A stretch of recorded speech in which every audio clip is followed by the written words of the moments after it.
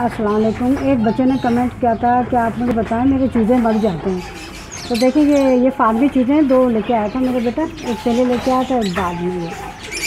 ये कबूतर का बच्चा लग रहा है लेकिन है ये चूज़ा गुलाबी रंग का, डरे हुए हैं ये भी।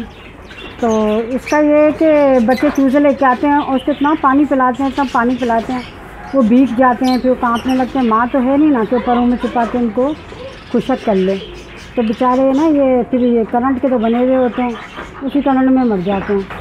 लेकिन हम लोग पालते हैं ना तो फिर ऐसे करते हैं कि इन चूज़ों को जब लाते हैं तो हाथों हाथ पानी पिलाया और उसके अंदर डिस्प्रिन, अगर 4 चूज़े हैं तो आधी डिस्प्रिन, नहीं तो एक डिस्प्रिन का 4 हिस्सा कर लें।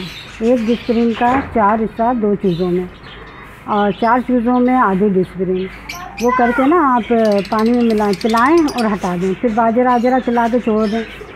फिर आप दूसरे टाइम यानी 3 टाइम खाना खिलाएं तो तीसरे टाइम फिर यही करें, वो पानी फेंक दें, फिर आधी डिस्प्रिन क्या कहते हैं घोलें, उनको खाना खिलाएं और उसके बाद वो पानी उनको दे दें। जब वो पानी पी लेंगे ना तो उनके जिस्म में दर्द वर्द भी नहीं होगा और उनके पाँव वाँव भी नहीं गीले होंगे। जब पाँव गीले नहीं होंगे तो फिर ये ना काफ़ी यानी सेहतमंद रहेंगे।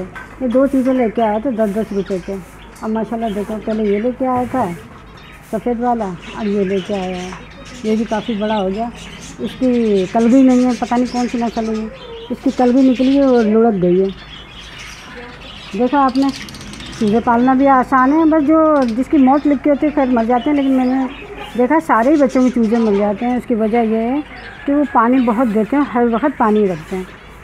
शुरू में पानी बिल्कुल नहीं ज़्यादा देना चाहिए, 3 टाइम पानी देना चाहिए और डिस्प्रिन मिला के, हर वक्त डिस्प्रिन नहीं, जैसे एक टाइम डिस्प्रिन, और उनको ना फिर आप ऐसे खुशक गर्म जगह पे रखें। इंशाल्लाह ये चीज़ें आपके ऐसे बड़े हो जाएंगे। दिख रहा है ना आपको ये चूज़ा कितना बड़ा हो गया माशाल्लाह से। ये 1 महीना का चूज़ा है। एक था वो, एक और था इसके साथ का ऑरेंज कलर का, तो वो अच्छा खासा बड़ा हो गया था। उससे ना ये हमारी मोटर ने पाँव रख दिया था, बकरी ने, तो उसका पाँव बेचारे का टूट गया, उसकी तकलीफ़ में वो मर गया था। पेट भी आया होगा उसका। ओके, अल्लाह हाफिज़।